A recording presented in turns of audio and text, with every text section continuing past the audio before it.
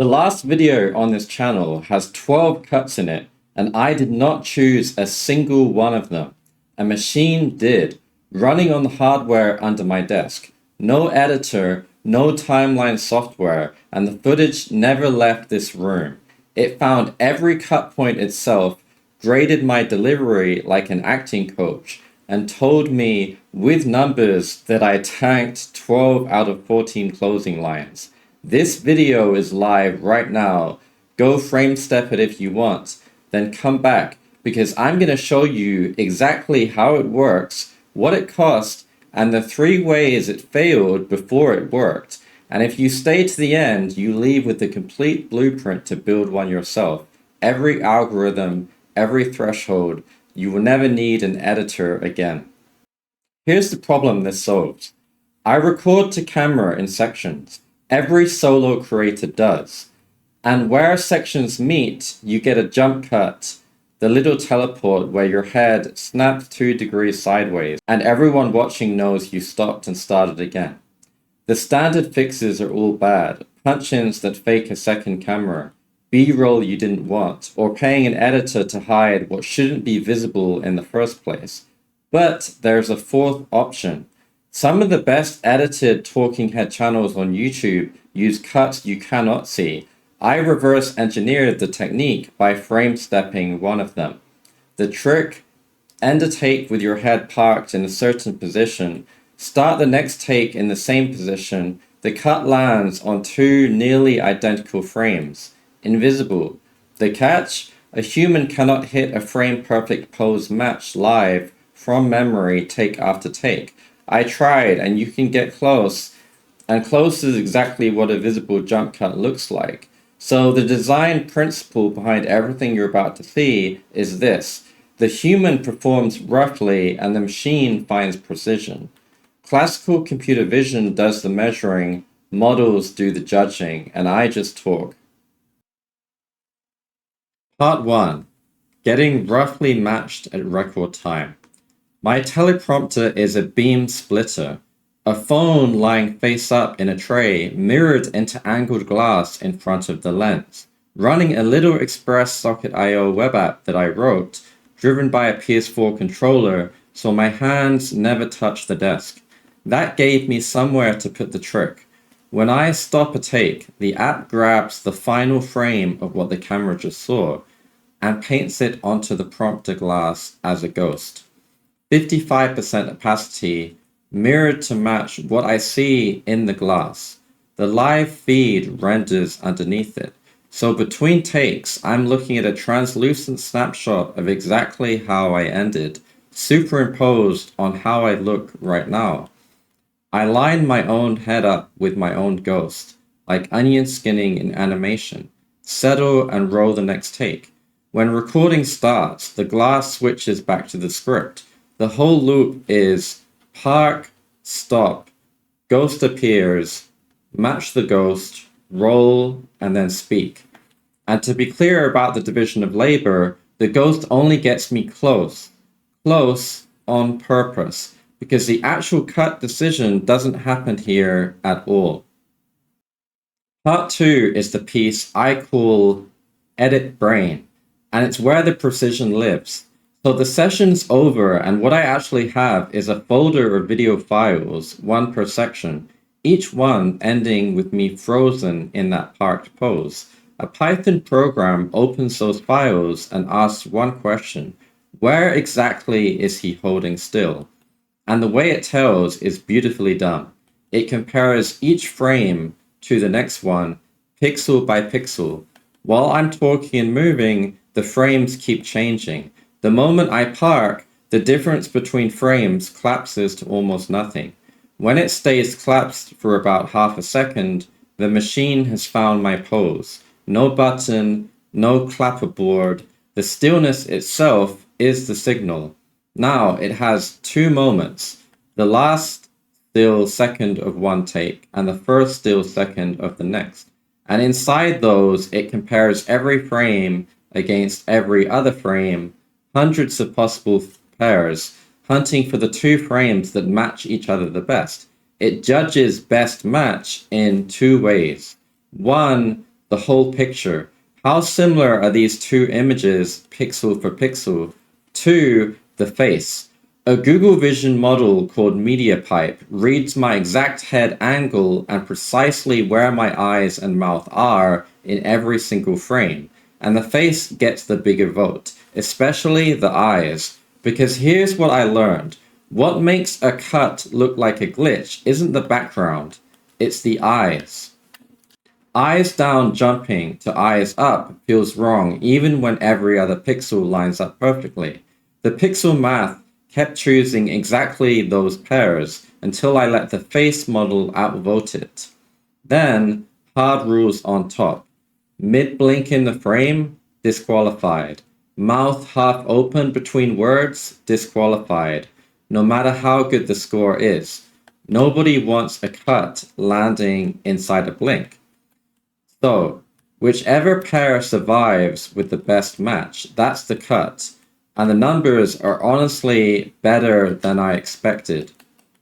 On my published episode, the chosen joins scored in the range of 0.038 to 0.125 on the blended metric. And for reference, the pairs I'd handpicked before building this were beaten by the machine on similarity in 5 of 7 joins, and tied on the other 2. Each join takes about 8 to 10 seconds to solve on CPU. The full episode assembly, voice analysis, pair search on every join, and the NVENC encode ran in 222 seconds. The same edit by hand took me around 20 minutes, and mine were worse. It writes a manifest of every decision, a proof JPEG per join. The 2 chosen frames side by side so a human can eyeball any pic in 2 seconds, and a finished master. 1 command. Part 3 grades the part no editor can fix, and that's me. My scripts carry delivery cues. This line is a punch. This one lands and needs a pause after it. So the same pipeline listens to every take with a whisper, a speech recognition model running locally, and it timestamps every single word that I said. It lines those words up against the script's cues, and then it measures what my voice actually did, how fast I spoke, how loud, how much my pitch moved or stayed flat, where I paused and where I should have paused and didn't. All of it compared against my own average delivery. Did the punchlines actually punch? More energy? Harder onsets? Did the landing lines actually land? Slower with a terminal pause? First real episode, the report came back like a disappointed teacher. 14 lines marked land this. I only landed 2. 10 of 11 terminal pauses just missing. I read the report thinking it was broken. Listen back, it was not broken. I really do sprint through my own punchlines. There is something uniquely humbling about being roasted accurately by your own Python script. But that's the point. It found the real problem, which was never the pixels, it was the performance. Now the failures, because this audience can smell a demo that never broke. Failure 1. Stillness is speech blind. A parked head can still be finishing a word. The frame metrics only watch pixels, so on one assembly pass, the machine clipped the final word on 3 of 9 joins. Visually perfect cuts that amputated speech.